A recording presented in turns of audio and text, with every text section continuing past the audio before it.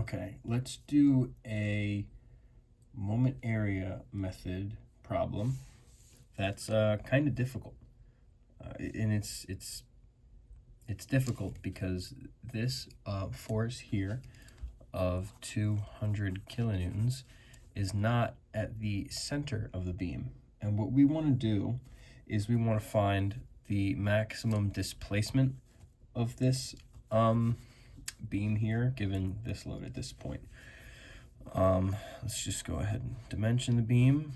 This distance here is 3 meters, and this distance here is 9 meters.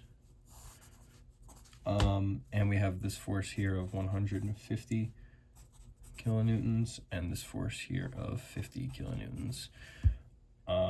You should probably know how to do that, but considering you're watching this video, you probably could do that no problem. So let's go ahead and draw some shear and moment diagrams.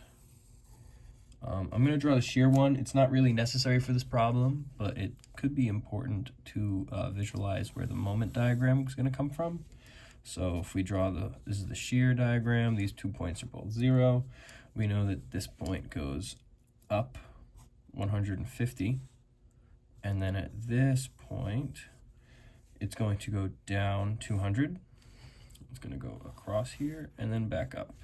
So we have a plus, a minus. This point is 150. This point is minus 50. So let's draw the moment diagram and the flexural rigidity, or the M over EI diagram. They're both going to be the same shape. So I'm just going to draw the M over EI diagram because the values will just be different.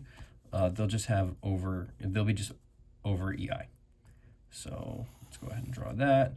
We know that this is 150 times 3, the area of this rectangle. So there's going to be 150 times 3 is 450. So this is 450 over EI. And then we know that this is downwards. Or this is a negative number, so it's going to be a downward slope. So it's going to go to here, this is to 0. And it's going to be minus 450, minus 50 times 9. And then let's go ahead and I'm going to draw the deflection of this beam just to kind of show what's going to happen here. So like I said, the force here is not at the middle, so you can't just draw this as a symmetrical U. It's actually probably going to look more something like this. I'm just going to exaggerate it a little bit to show for the problem's sake. Okay, again, this is point A, this is point B, and this is point C. And I'm going to call the max deflection, actually I think the max deflection will occur like over here instead. It'll probably occur after point B, but just slightly. And then it'll go up to point C. So I will call this point the max deflection point here. I'll call that point D. So what we want to find is the deflection at D. So what we're going to do here now is let's draw some tangent lines. So we know that at the max deflection, that's when the tangent line is going to equal 0. Okay, so there's going to be a horizontal line going across. And just to reiterate, this distance here will be the same as this distance. So I'll just write this here as the max deflection. Okay, so let's start with solving for theta C. So if I were to draw theta C, this would be the angle of the tangent line. So let's go from point C.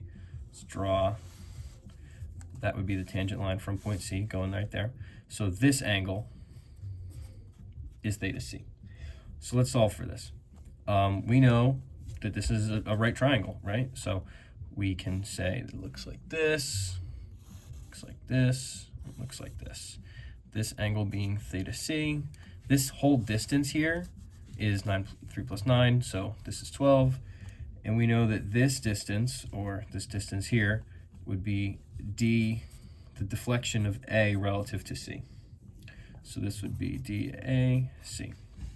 Okay, so in order to find this angle theta, we can relate our favorite phrase here, SOHCAHTOA, and we're going to use tangent. It was weird, but you know what I mean. We're going to use the tangent, and we're also going to use the small angle theorem, which states that the tangent, if theta is very, very small, the tangent of theta is approximately equal to theta. So here, tangent of theta c equals theta c, and theta c, opposite over adjacent, would be the opposite, so DAC over 12. So this is telling us that once we find the max, once we find the deflection of A relative to C, we divide that by 12 and we get theta c. So let's do that. So let's do D. So now we're looking for deflection of A relative to C, which is equal to the integral, that's a horrible integral, the integral of XA to XC, the M over EI diagram times the X bar, which would be the distance of the centroids to the point in which we're analyzing, dx. So let's go ahead and do this. I'm going to pull out the 1 over EI because it's annoying, and let's go ahead and solve for our areas first. So let's get the area of this triangle. It would be 1/2 times 3 times 450, because I pulled the EI out, times the distance of this centroid to the point which you are now analyzing. So the centroid is right around here, and it occurs 1/3 from the big side, so it's 2/3 from the small side, so this is 2. Multiply by 2. And then, so I'm going to put these in parentheses, and then we're going to add, so that's 1, so this is that, we were done with this triangle now. So now we're going to go to the next triangle, this long one here, 1/2 times 9 times 450 times the distance from this centroid to point A, because we're analyzing it all at point A. So again, 1/3 of 9 is 3, so then this is 3 plus 3, so 6.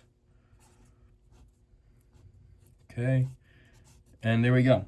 So that is DAC, which I already have written down here. Go ahead and pause it and do your math, whatever you want. Is 13500 over EI. So take this number divided by 12, you'll get theta c is equal to 1125 over EI. So now, why did we find this? Why is this important? Well, we can use similar triangles, and notice how I have my horizontal line here, and I have a horizontal line here. So we can relate this large triangle, triangle AC and this point, to this smaller triangle. So I'm going to relate this angle to this angle. And this angle is, I'm going to write it down here so I'm not cramming in here. This is theta D with respect to C. Because this horizontal line is here, and this is horizontal line. So this is D, this is C, this is theta D with respect to C. And then we also have, you can't really tell, but there's a really, really small line in here. This distance is the deviation from D to C. So there's, these points are not like the horizontal line here does not intersect at this horizontal line. There's a very, very small distance, and we're going to call that the deviation from D to C. Okay, so now let's solve for theta. Oh no, we have theta DC. So because they're the same here. So this is theta C, which also equals theta DC. Okay, so from